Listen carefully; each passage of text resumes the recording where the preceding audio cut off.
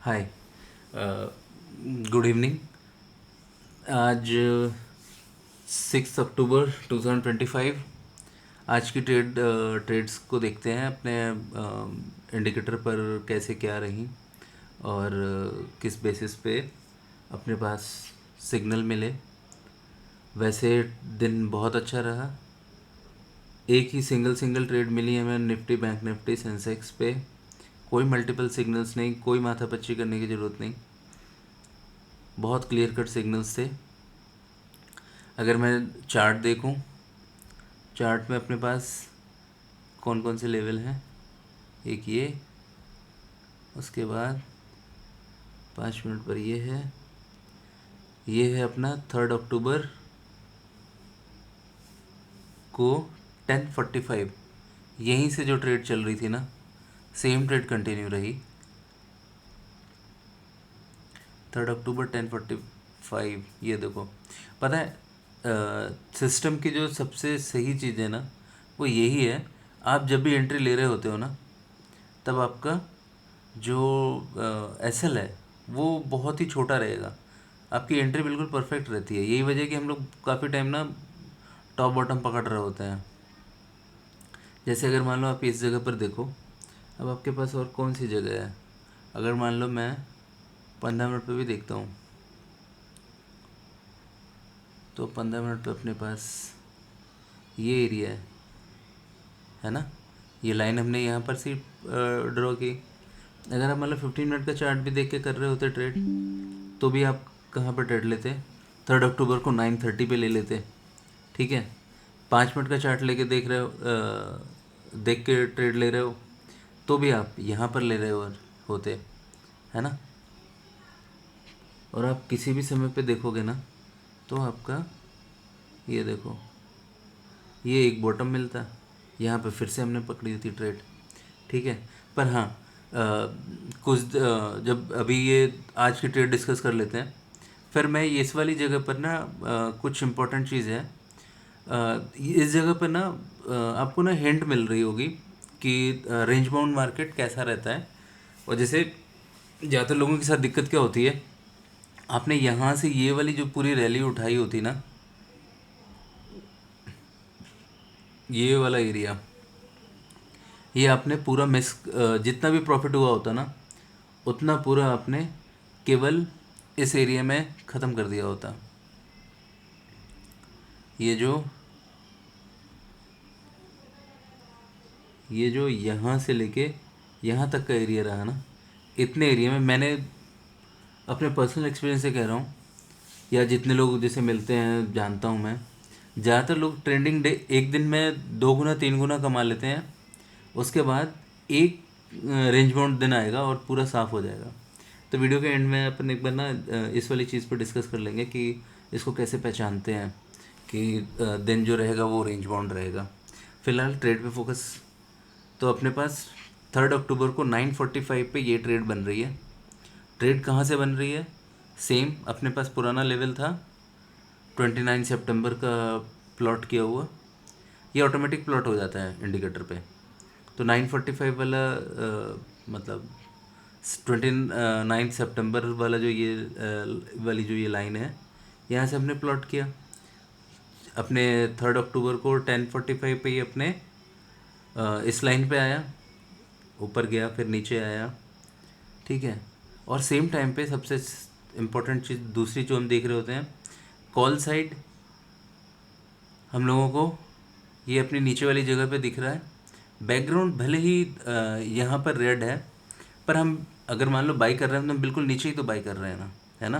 Put का call का chart इधर थोड़ा सा नीचे दिख रहा है, पर इधर साइड अगर आप देखोगे ना, कॉल सॉरी निफ्टी का जो चार्ट है, निफ्टी का चार्ट बेरिश नहीं है। ये आपको 5 मिनट पे जैसा भी दिख रहा हो, अगर मान लो मैं 3 अक्टूबर 10:45 देखूँ ना, 15 मिनट का चार्ट ये है। मल्टी टाइम फ्रेम पे एनालिसिस करने का यही फ़ायदा रहता है। और ये जो अपना इंडिकेटर है, ये आपको ना फ्लेक्सिबिलिटी देता है। ये अलग अलग टाइम फ्रेम पे ना हम लोगों के जो लेवल्स हैं ना, वो भी प्लॉट होके आ जाएंगे जब भी कुछ नया चीज़ नया लेवल बनेगा ना, तो एटलीस्ट आपको पता होगा कि H3 पे बना। ओके, तो H3 यानी कि 30 मिनट का चार्ट जाके देख लूँ। दूसरा, आपके पास ये भी फ्लेक्सिबिलिटी है, आप यहाँ पे टाइम फ्रेम चेंज करके भी चीज़ों को देख सकते हो। आपने यहाँ पे चेंज किया, उसके अकॉर्डिंग इधर ये सारा चेंज हो जाएगा, जो भी लेवल्स हैं। ठीक है, तो अब अपनी निफ्टी में एक ही ट्रेड रही कुल मिलाकर, जो हमने यहाँ पर उठाई, और ये उठाई हमने 40 पे लगभग, और उसके बाद फिर काट दिया हमने 76 पे।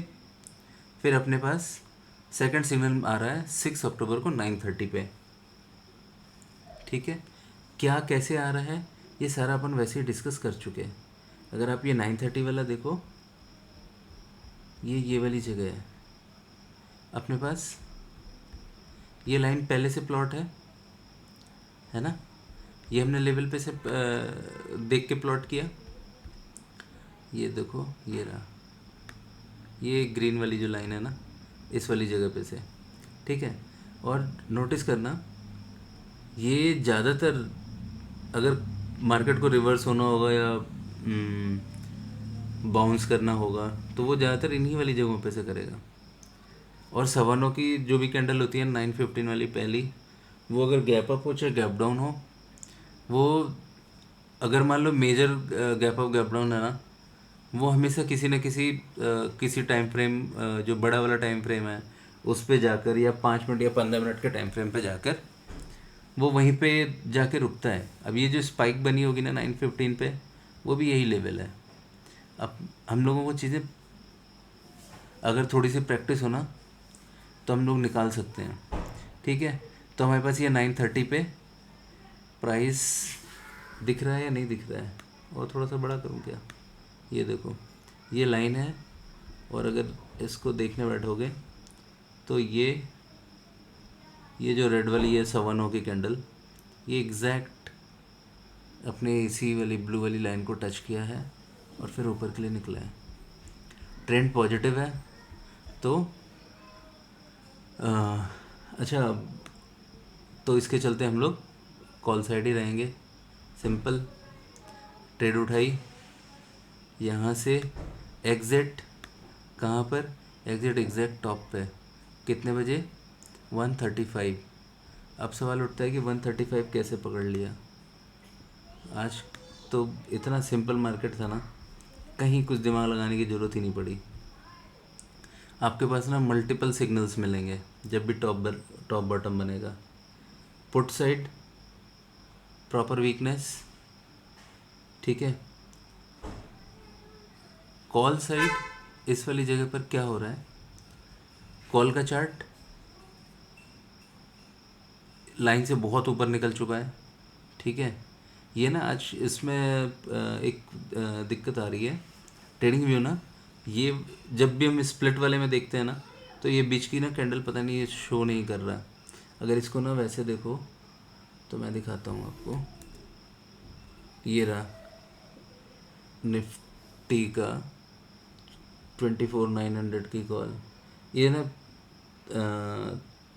125 से 130 का जो कैंडल है ना, वो ट्रेडिंग व्यू आज पता नहीं, रनिंग मार्केट में तो दिख रही थी, पर मार्केट क्लोज होने के बाद ये वाला जगह गायब है। आप जीरोधा या और किसी पे देखना चाहोगे ना, तो उस पर देख सकते हो। खैर, तो हम कहाँ थे, यस, ये जो टॉप बना है ना, कितने पे बना है, 13:35। ठीक है, 1:35, और यही है सिस्टम की सबसे बड़ी स्ट्रेंथ, ये रही लाइन अपनी। ठीक है, तो क्या केवल इतना बनना काफ़ी था कि 5 मिनट पे ये वाला आ गया, या हम और कोई सिग्नल देखते। आपको ना चीज़ें मल्टीपल मिलेंगी, डोंट वरी।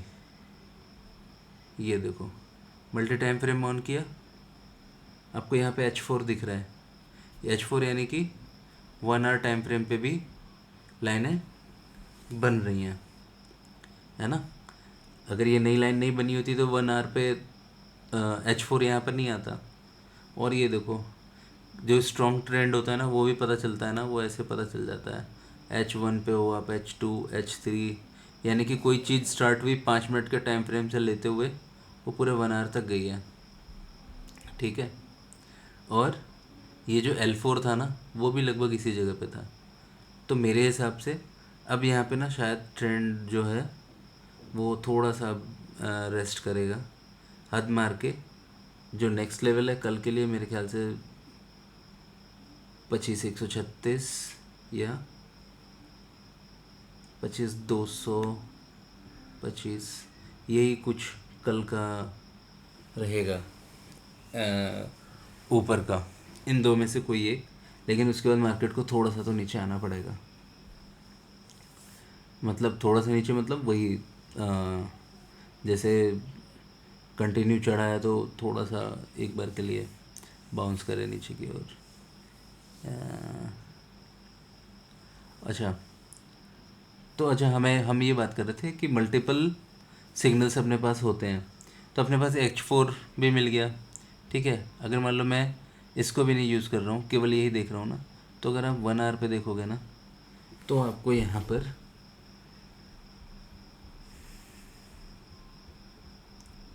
ये देखो 1 आवर पे आपको, मैं इस लाइन को थोड़ी देर के लिए हटा देता हूँ।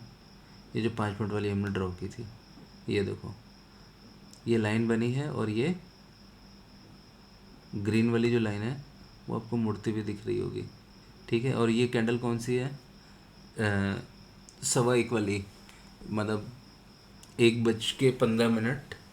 ठीक है। और सेम 1:15 पे इधर आया ना अपने पास। अगर मान लो मैं 5 मिनट का टाइम फ्रेम देखूं,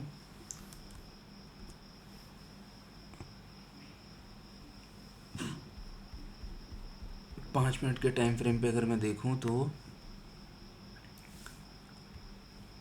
ये भी लगभग उसी के पास बनी है। वो 1:15 था, चूँकि वो 1 घंटे की कैंडल है, थोड़ा सा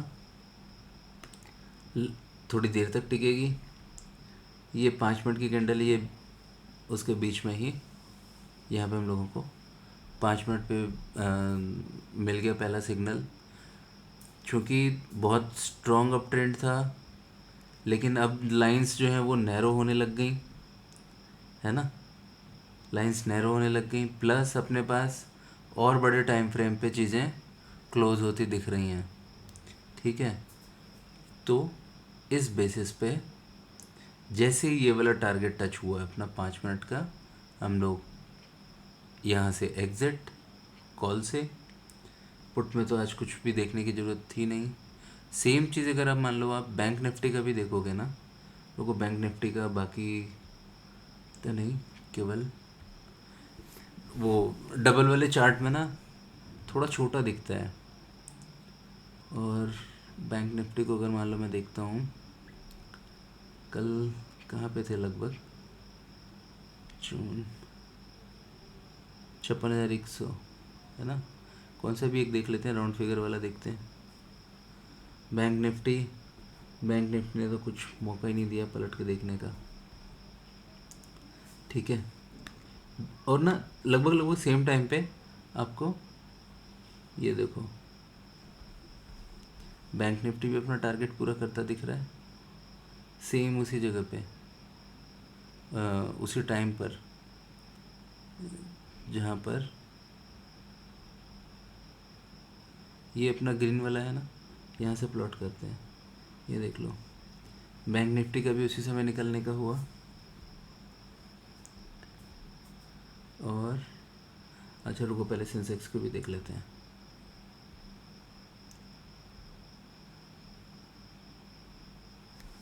बैंक निफ्टी में तो एंट्री अपने पास बहुत पहले से ही थी। सेंसेक्स को देखें ज़रा, सेंसेक्स का क्या हाल है।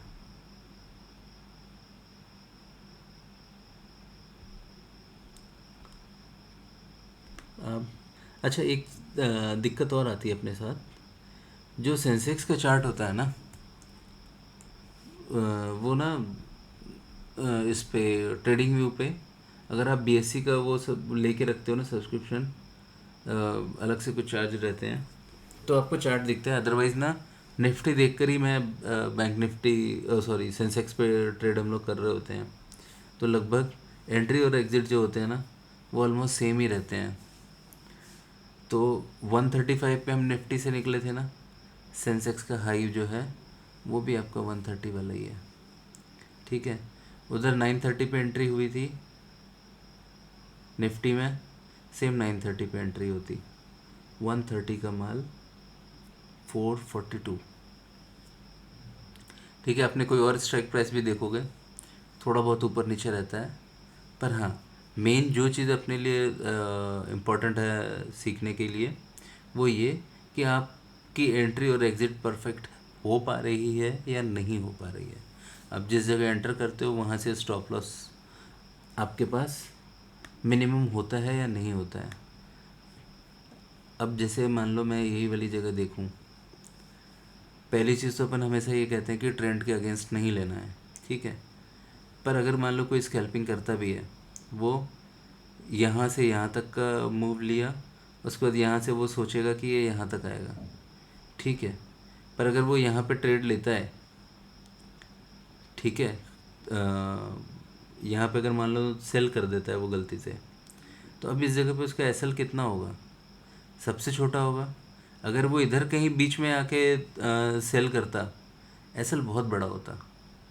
यहाँ क्या होता है, अगर आप गलत हुए ना तो आप ट्रेड में से तुरंत ही निकल जाओगे, और अगर मान लो सही हो तो फिर तो आप चल ही रहे हो।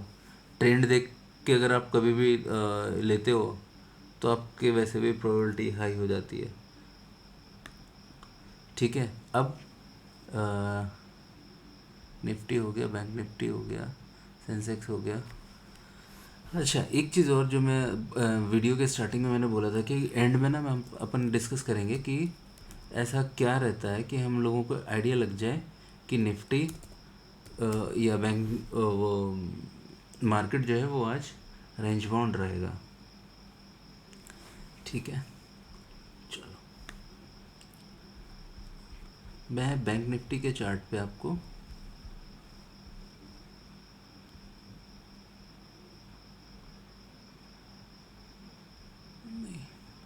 निफ्टी पे ही देखते हैं।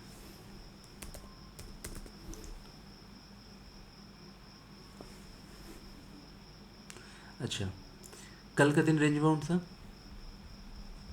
है ना। सिग्नल हिंट कहाँ से मिलती है हम लोगों को? कल के दिन ना आप सुबह से देखते निफ्टी थोड़ा सा रेड दिख रहा है, बैंक निफ्टी ग्रीन दिख रहा है, या बैंक निफ्टी ग्रीन दिख रहा हो, निफ्टी रेड दिख रहा हो, समझ जाना मार्केट रेंज बाउंड रहेगा। एक हिंट ये रहता है। दूसरा जो अपने लिए मेजर है ना, वो हम ऐसे पहचान रहे होते हैं। अगर आप यहाँ पर देखो निफ्टी का 15 मिनट पे ट्रेंड, ये 3 अक्टूबर को मार्केट रेंज बाउंड था। 3 अक्टूबर को इस वाली जगह पर स्ट्रेंथ कितनी ज़्यादा है मार्केट में, लाइंस का गैप बढ़ रहा है, बैकग्राउंड भी अपना पूरा ग्रीन है, ठीक है। तो अप ट्रेंड में है 15 मिनट पे, ठीक। 30 मिनट पे अगर मान लो हम 3 अक्टूबर का देखते हैं चार्ट, 3 अक्टूबर को ये वाली जगह है, 3 अक्टूबर, ये पहली कैंडल है। ट्रेंड, बैकग्राउंड, सब कुछ देखो, मल्टीपल हैंड्स हैं, ग्रीन है, ठीक है, बुलिश। 1 आवर पे अगर मान लो चीज़ें देखें, 3 अक्टूबर,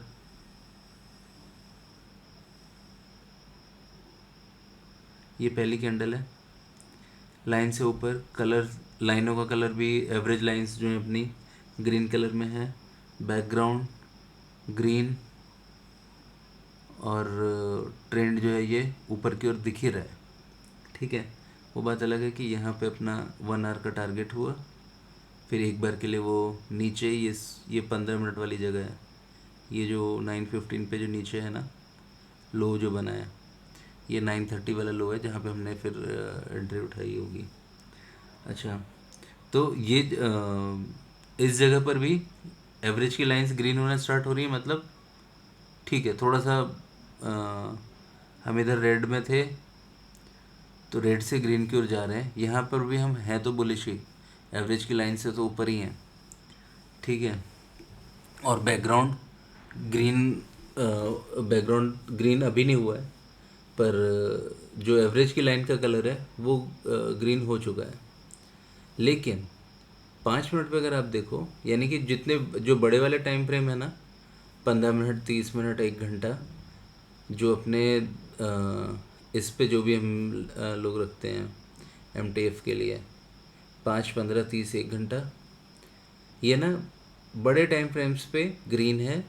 और 5 मिनट वाले टाइम फ्रेम पे अगर मान लो इसको देखते हैं 3 अक्टूबर को, वो जो स्टार्टिंग वाली कैंडल्स हैं अपनी, इस वाली जगह पर 3 अक्टूबर 5 मिनट वाले पे देख के क्या लग रहा है, ये एरिया है।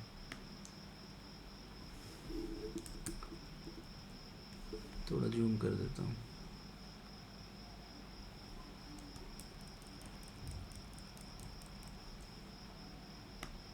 ठीक है, इस वाली जगह पे देख के क्या लगता है, ये अपनी 9:15 वाली कैंडल है 5 मिनट की। ठीक है, यहाँ पर हम लोगों को थोड़ा सा रेड दिख रहा है, तो हम लोगों को इतना पता होना चाहिए कि इस जगह पर भी ऐसा नहीं है कि हम ना पुट लेने पे लग जाएं। क्योंकि बड़े टाइम फ्रेम पे चीज़ें बुलिश हैं, तो ये टेम्परेरी इफेक्ट रहेगा थोड़ी बहुत देर के लिए। 5 मिनट पे जो है ना, थोड़ी देर के बाद एवरेज की लाइन, और यहाँ पे भी एवरेज की लाइन भी देखो ना, तो ऑलमोस्ट सीधी है, कोई बहुत ज़्यादा इनमें भी स्ट्रेंथ दिख नहीं रही है ना। तो ऐसे हम लोगों को पता चल जाता है कि ये मार्केट आज रेंज बाउंड रहेगा या ट्रेंडिंग रहेगा। ज़्यादातर अगर ऐसे अप ट्रेंड के बाद ना एक दिन मार्केट रेस्ट कर लेना, तो उसके बाद ट्रेंडिंग मिल जाता है।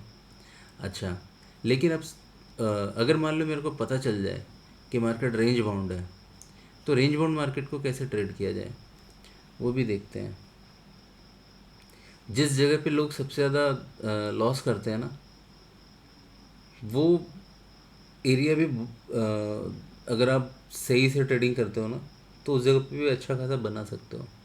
ये जो जगह है, ये लगभग 24,800 वाली जगह है ना, 780-90। अब ना आप वापस इसका चार्ट लगाओ, कॉल साइड ही है, मार्केट बुलिश है ना। 24,800 पे था कॉल साइड, क्योंकि इस जगह पे भले ही 5 मिनट आपको दिखा रहा हो थोड़ा सा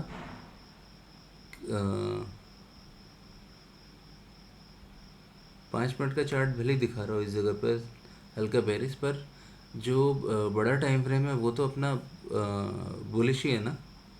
तो अगर मान लो ये वाली सिचुएशन होगी, उस दिन भी अपन लें, तो ऐसे टाइम पे क्या लें, कॉल लें। कभी भी रेंज बाउंड होगा ना, तो आपको ज़्यादातर ऐसे बॉक्स से मिल जाएंगे। ठीक है, ट्रेड अगर मिलती है आपको इनके अंदर, आप लेते रहो।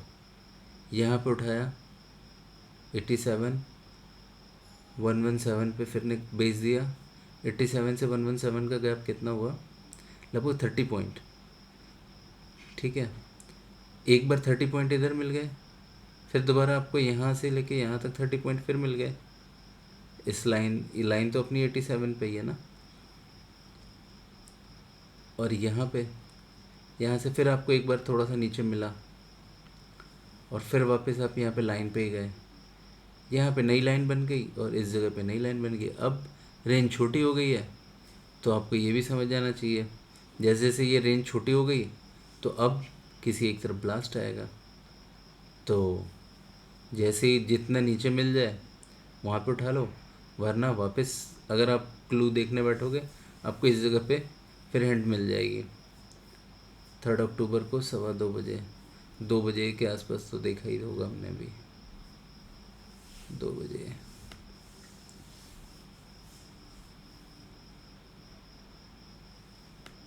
3 अक्टूबर को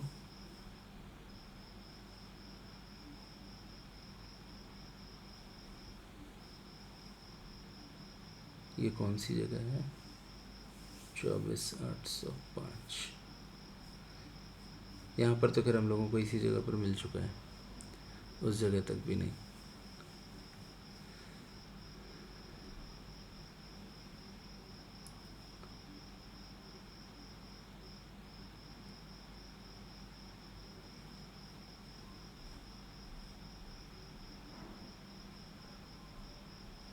थर्ड अक्टूबर को 2 बजे एवरेज लाइन पे आ गया है।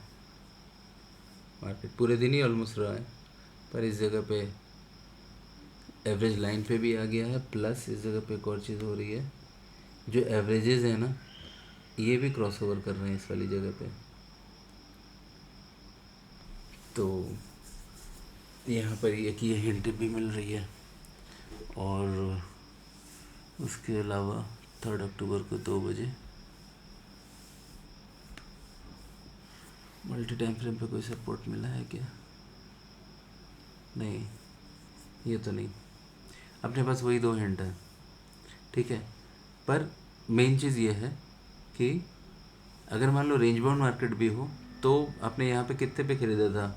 87 पे, 30, फिर यहाँ से 30, 60 पॉइंट्स, और फिर अगर मान लो आप यहाँ कहीं पे भी पकड़ पाते, ठीक है, 60, और ये भी लगभग कितना पॉइंट है, 90 से 60 और 15, लगभग 70-80 पॉइंट, जितने की यहाँ पे कैपिटल लगाई होगी आपने, लगभग उतना आप दिन भर में बना लेते हैं। पर हाँ, अगर यही मान लो, ज़्यादातर इस रेंज में लोगों को लॉस कहाँ होता है, आपके पास अगर मान लो ये लाइंस नहीं है, नॉर्मल चार्ट अगर आप ऐसे देखते हो, तो बहुत बार क्या हो रहा होता है ना, आप कहीं पे भी बीच में घुस रहे होते हो, फिर थोड़ा सा नीचे हुआ, फिर डर लगने लगेगा क्योंकि रेंज बाउंड है, टाइम डे के भी रहेगा।